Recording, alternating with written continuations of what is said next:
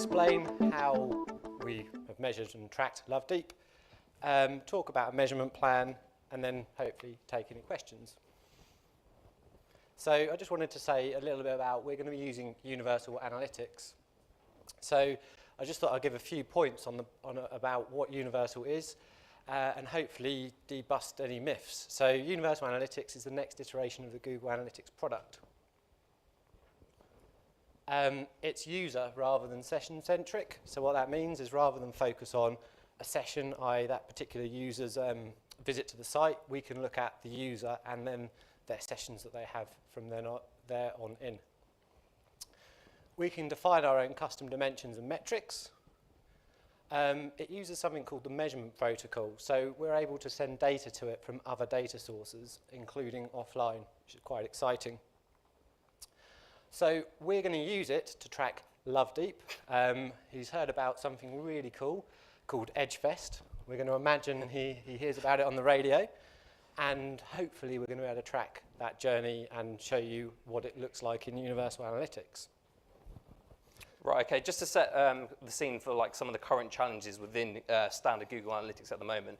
So if we take my user here with the funky photo, so if I've taken a path of desktop to mobile to tablet and then converted, those visits are going to show up as 3 separate visits, which are obviously not representative of the path I've taken to convert.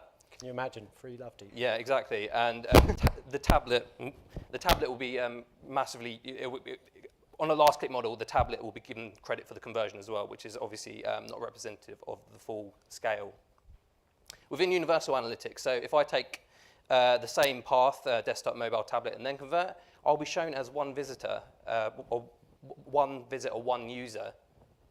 And then we can look at the conversion path that he's taken so we can actually see what's gone on. Great. And then just a quick question for anyone. So we were going to bring some chocolates in, but we did actually forget.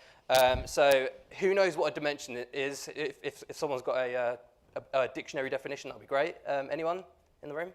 So yeah, is everyone familiar with what dimension means in analytics? Or maybe is anyone not familiar with what it means? Okay, yeah, I mean, in just simple terms, a dimension is a grouping of a category. So we could take, for example, you know, like a product or something like that, like, you know, the actual product or the channel that someone's using to convert with or something like that, like organic, that would be a dimension. A metric would be the count of that. So it would be like a visit, a visitor, bounce rate, that sort of thing. It's an actual number element behind it. So yeah, within standard Google Analytics, so dimensions and metrics are defined by Google. So this means we have to rely on good coding for URLs. I mean, we've all seen, you know, examples of, you know, good URLs in a URL structure.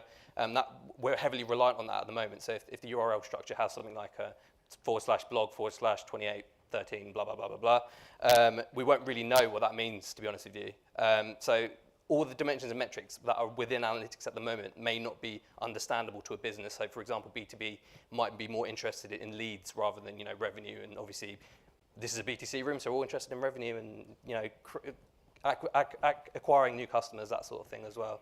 So that could lead to mass confusion within your business as well. So I put a picture of a confused baby up there because it's something I've seen in a lot of businesses that sometimes you need to create complex filtering to filter out events or pages that are relevant to you. Google have recently introduced content grouping, which is great. It lets us group content together into meaningful groups. But custom dimensions and metrics really extend that one step further. So what I want to try and do is use universal analytics to track Lovedeep. And it might sound like a bit of a corny thing to do, but I want to try and picture that Lovedeep could be a user like one of your customers, where he hears about an advert on television or radio and does something at home. He then interacts with your brand for an email or something else on a different device. He then comes to another device and does something completely different. So as Lovedeep said earlier, that would be seen as 3 different people. If we're clever and we understand what we're trying to achieve, we can actually join that journey together. So I'm hoping, and I'm going to send Lovedeep to the back of the room, because he's been naughty already. But I'm hoping if he goes to the machine at the back of the room, he can start, and I can hopefully tab over to analytics, and we can start measuring his journey.